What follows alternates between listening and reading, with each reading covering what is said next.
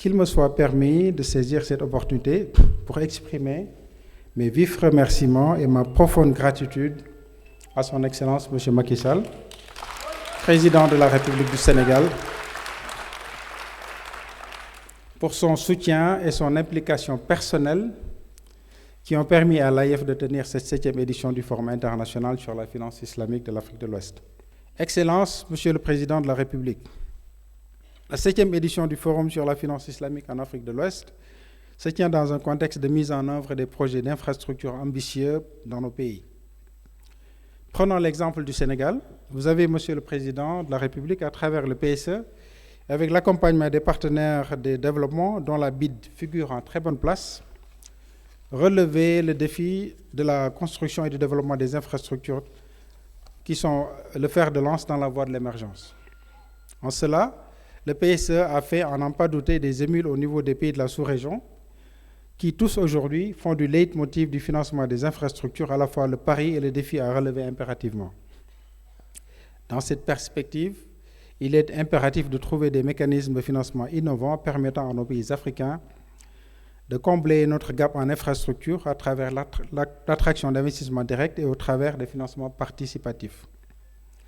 Sous ce registre, la finance islamique, qui fonctionne sur la base des principes d'équité, de partage de pertes et profits, constitue, avec les soukouk et ses produits de financement participatif, un levier important pour financer nos infrastructures.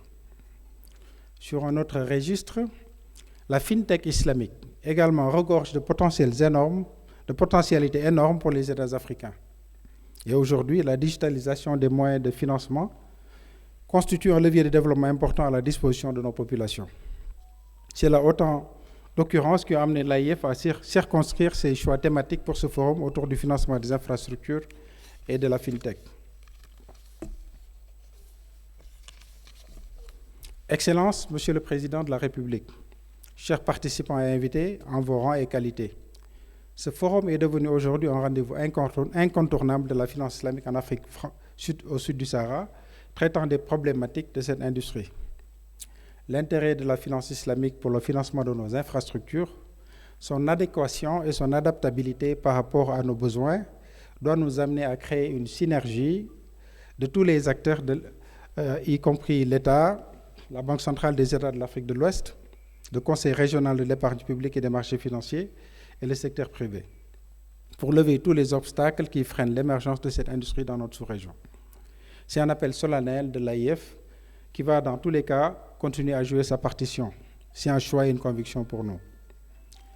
Mesdames et messieurs, pour ces 2 jours, l'AIF s'est évertué à vous concocter un programme qui se veut pertinent à travers plusieurs panels animés par d'éminents experts de renommée internationale et de personnalités reconnues du monde de la finance.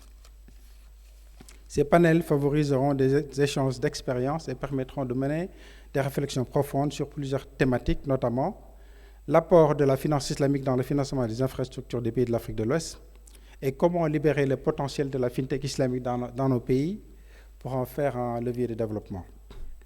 Ces thématiques devraient nous permettre de bien appréhender les possibilités offertes par la finance islamique pour le partenariat public et privé, ainsi que le financement des infrastructures, dans un contexte mondial frappé par les conséquences du Covid-19 et la crise en Ukraine.